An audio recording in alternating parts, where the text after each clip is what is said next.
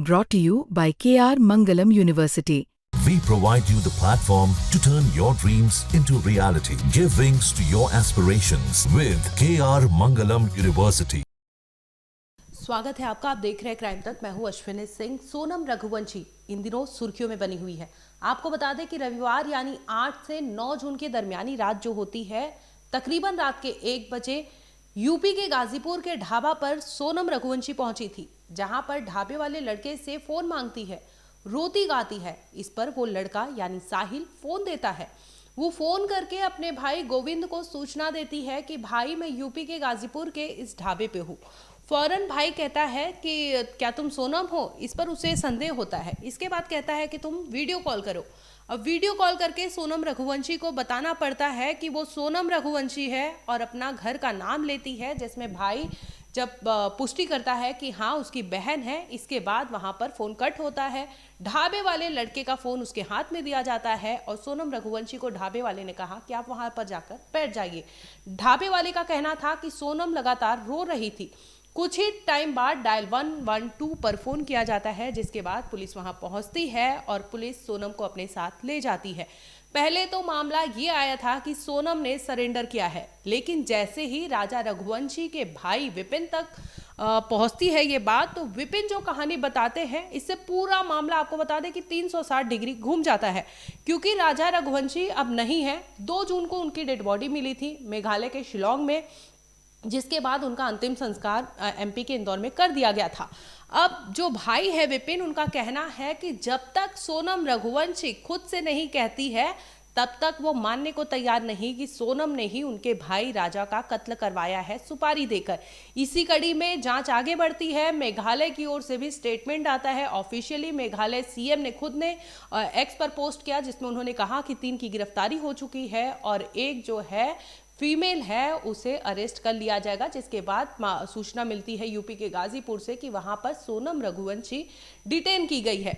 इसके बाद खबर यह आती है कि सोनम ने खुद से सरेंडर किया था और इसके बाद उसे सखी नाम के वन स्टॉप सेंटर जो होता है, जहां पर किसी पीड़ित को, महिला है जिसके साथ कुछ वायलेंस हुआ है, कुछ गलत हुआ है, इसके बाद उसे वहां पर ले जाया जाता है।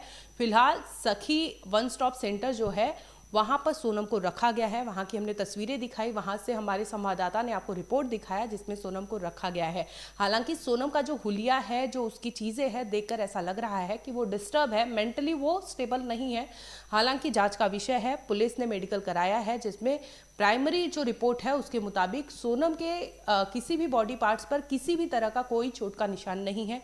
इसी में अगर बात करें एमपी के इंदौर से, तो ये खबर आ रही है कि 3 लोग एमपी के रहने वाले, उन्हें पुलिस ने गिरफ्तार किया है, जिसमें ये सामने आ रहा है कि सुपारी किलर है, यानी वो पैसे लेकर उन्होंने राजा का कत्ल किया है और राजा का कत्ल करवाने वाला कोई और नहीं बल्कि उनकी बीवी सोनम रघुवंशी है। लेकिन जिसने अपने भाई को खोया, जिसने अपने परिवार के एक लाडले को खोया, उस भाई ने कहा कि सोनम ऐसा नहीं कर सकती। जब तक सोनम अपने मुंह से ये चीज़ें नहीं बताती, तब तक वो मानने को तैयार नहीं कि सोनम रघुवंशी कातिल है। इसके साथ ही उन्होंने कहा कि आगे जांच का वेट करना चाहिए, क्योंकि ये ऑनगोइंग प्रोसेस है, अभी इन्वेस्टिगेशन चल रहा है। सोनम जो है वहाँ पर वन स्टॉप सेंटर में रखी गई है, वहाँ पर उसका ट्रीटमेंट किया जा रहा है। हालांकि अगर विपिन की बात करें तो राजा के भाई जो है, उनका ये कहना है कि जंगल से वो आई थी, जिसके बाद वो ढाबे तक पहुंची थी और फ़ोन करके उसने बताया, जिसके बाद भाई ने वीडियो कॉल किया और पता चलता है कि हाँ वो सोनम रघुवंशी है। देखिए, मेरी बात रात को गोविंद से करीब अपने 2 बजे करीब बात हुई थी मेरी, और गोविंद ने कहा था भैया मेरी सोनम से बातचीत हुई 2:45 बजे करीब, और सोनम ने कहा भैया मैं यहाँ पे हूँ अभी और अपने करीब यूपी में, और यूपी में कंफर्म उसको सोनम को इसलिए नहीं था, तो वहाँ पे जो 2 लोग थे जिनके थ्रू उन्होंने फ़ोन पे बात करी थी, सोनम ने थी, तो सोनम ने कहा था बोले मैं बिट्टी बोल रही हूँ, उसका नाम, घर का नाम बिट्टी है।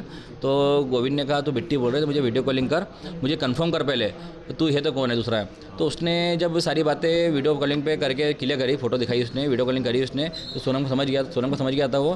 तो गोविंद बोले हाँ सोनम ही है। तो फिर हम लोगों ने वहाँ पे जैसे कि यूपी पुलिस जो है उनसे संपर्क करा, और संपर्क करके फिर उनको बताया गया सर वहाँ पे सोनम रघुवंशी जो है एक जंगल में अकेली खड़ी है, तो आप वहाँ पे चले जाइए और जाके वहाँ से उसको ले आइए। तो यूपी पुलिस वहाँ पे आना हुआ है और सोनम को सेफ लेके गई है वहाँ से। इसमें ये मीडिया में चल रहा है, तो इसमें अभी तो यूपी पुलिस बोल रही है और अपने मेघालय पुलिस बोल रही है तो सोनम रघुवंशी जो है उसने सिलेंडर किया गया, सिलेंडर उसने नहीं किया है, ये बात झूठ है पहली चीज़ तो। और अभी सोनम जो है, सोनम अभी आरोपी मानी नहीं गई है, उसमें जो आरोप लगाया गया अभी लगाए गए हैं, जो 3 लोग अभी इंदौर में जो पकड़े गए हैं, जब तक सोनम रघुवंशी मुझसे नहीं बोल देगी जब तक हम लोग मानने को राजी नहीं बात को। भैया कोई राज कुशवाहा का भी नाम सामने आ रहा है, उससे कुछ शायद सोनम का पहले दोस्ती थी या फिर राज कुशवाहा हम लोग नहीं जानते कौन है ये। तो ये भैया जिन हालातों में हुआ है तो क्यों नहीं लग रहा है आप लोग को कि सोनम ने किया होगा? क्योंकि देखिए देखिए अभी मिलती ना अपन को शिलोंग में। देखिए इसमें हो भी सकता है सोनम मिली हो सकता नहीं मिली हो, बाकी हम लोग जब तक कंफर्म नहीं कर सकते इसके अंदर, जब तक सोनम के मुझसे हम लोग नहीं सुन ले तब तक हम लोग नहीं मानने को राजी नहीं इस बात को। अच्छा, इंदौर में कौन कौन पकड़े गए इसके बारे में जानकारी? अभी कोई आइडिया नहीं इस बारे में। तो ये जो इंदौर में, अच्छा ये उधर शिलोंग से ही इंदौर वापस पहुंचे होंगे और इंदौर में पकड़े गए हैं ये जो आरोपी हैं? ये भी पता नहीं हमारे को, तो शिलोंग से गए कि शिलोंग से आए रिटर्न आए, इसकी जानकारी हमको पुलिस ने भी दी नहीं है। पुलिस ने तो हमको पोस्टमार्टम रिपोर्ट तक नहीं दी फिलहाल। शादी की बात करें तो इनकी शादी कैसे हुई थी? क्या इनकी शादी जो है अरेंज मैरिज है, दोनों की पसंद से शादी की गई है, दोनों खुश थे शादी में। भैया कितना समय, 2 महीने का ही समय मिला था ना इनको? नहीं 4 महीने पहले बातचीत हुई थी हमारी, और सोनम रघुवंशी जो है दोनों की शादी 4 महीने बाद हम लोग करी थी, मगर इसमें समय ऐसा कम था तो मुहूर्त नहीं था, इसलिए हम लोगों ने शादी जो है मुहूर्त पे करी है।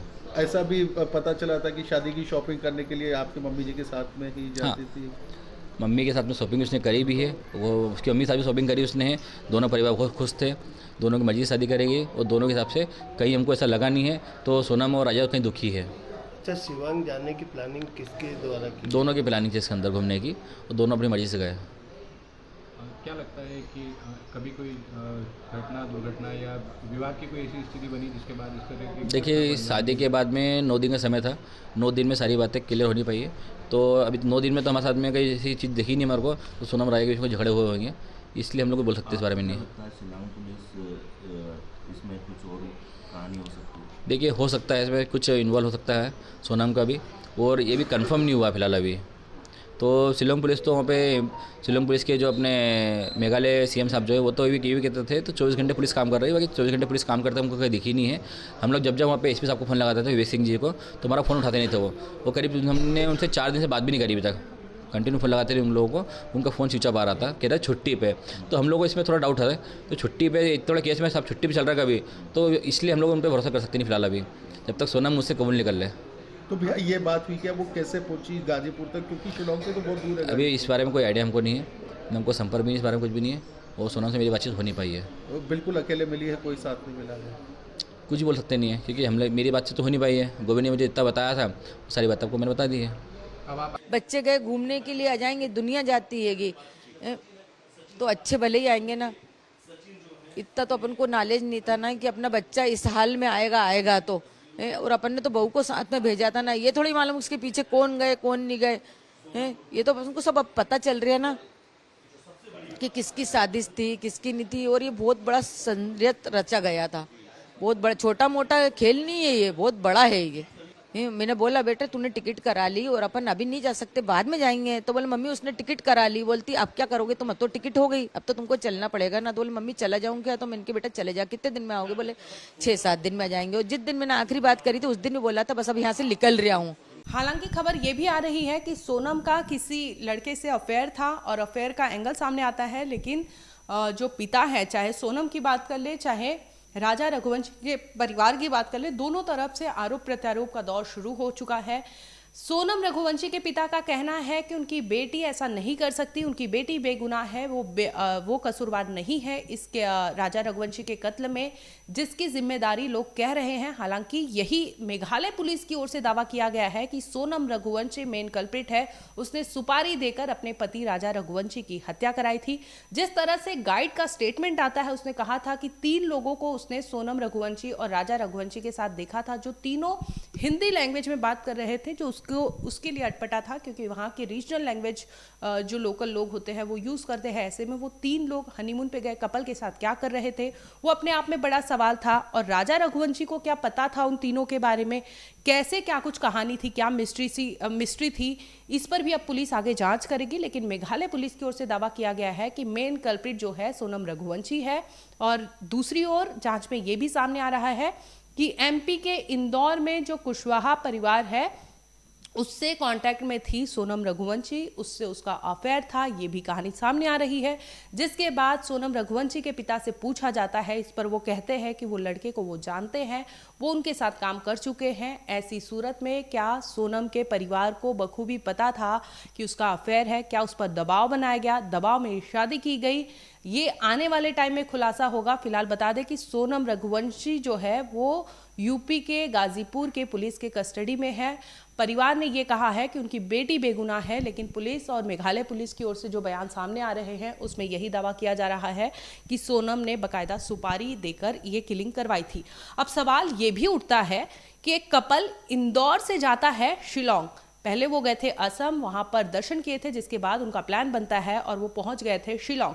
ऐसे में शिलोंग से जिस तरह से डेड बॉडी मिली है राजा रघुवंशी की, इसके बाद वो शिलोंग से होकर यूपी के गाजीपुर पहुंचती है। ये अपने आप में बहुत बड़ा और गंभीर सवाल उठाता है कि सोनम रघुवंशी वहां से कैसे और किस हाल में पहुंची है, किसके थ्रू पहुंची है, क्या उसने बकायदा एमपी में रहते हुए प्लानिंग कर ली थी? क्या सोनम रघुवंशी को किसी प्लानिंग के तहत गाजीपुर के उस ढाबे पर छोड़ा गया था? क्या वो अभी भी आगे कुछ कहानी बना रही है?